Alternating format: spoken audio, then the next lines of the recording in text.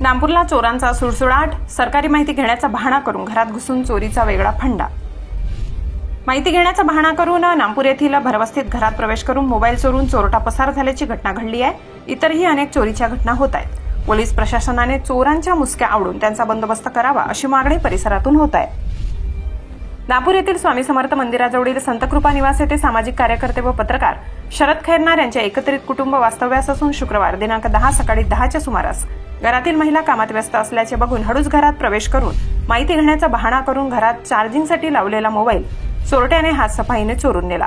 थोड्या वेळात मोबाईल चोरी झाल्याचे समजल्यावर घरातील सीसीटीव्ही तपासून पाहिले असता संबंधित अनोळखी व्यक्ती घरात घुसून मोबाईल चोरून नेताना दिसून आला। परिसरात त्याचा शोध घेतला असता चोरटा पसार झाल्याचे समजले।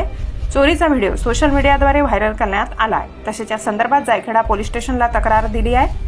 तसेच येथील बाजारपेठेतील व्यावसायिक विशाल बोलनीस यांच्या घरात देखील सकाळी 8 वाजता घरात प्रवेश करून चोरीचा प्रयत्न झाला असल्याचे बोलनीस यांनी सांगितले। S9 टीव्ही प्रतिनिधी शरद खैरनार, नागपूर।